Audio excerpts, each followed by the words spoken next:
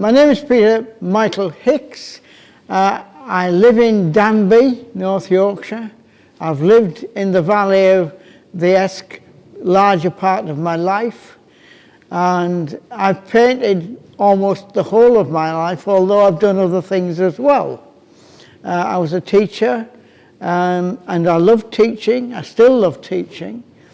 And we had this opportunity a couple of years ago. I rang up Joe Cornish, who was having a photographic exhibition on at the time.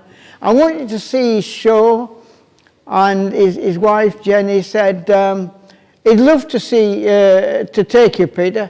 So he came over, picked up Stella and I, and we came and we saw his wonderful work, and we saw how wonderful, in fact, Fountains and Studley Royal was. And I was in the car with the director, Justin Scully.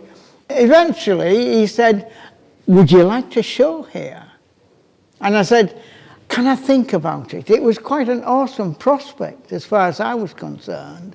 It was a big place, very famous, visitors from all over the world. And I chatted with my youngest daughter, and she said, "Of course you're going to show." And that was the end of it. So I came over with Stella, and they gave me a mobility scooter to get round the place. And I did a lot of work, first of all here in near the mill and near to Fountains itself. And then later we spread out a bit further and went into the whole estate, looking at different aspects of water and landscape together. Because essentially I'm a landscape painter. That's mostly what I paint in my own area. I've painted most parts of the country, and but I've got to honestly say I'm a Yorkshireman. And it's mostly the Yorkshire landscapes that I'm most passionate about. In the other room, there's a lot of small studies of Fountains Abbey itself. They're mostly looking and trying to decide what I would like to paint. And I did about 12 of these, and I did a lot of drawings related mostly to Fountains Abbey itself.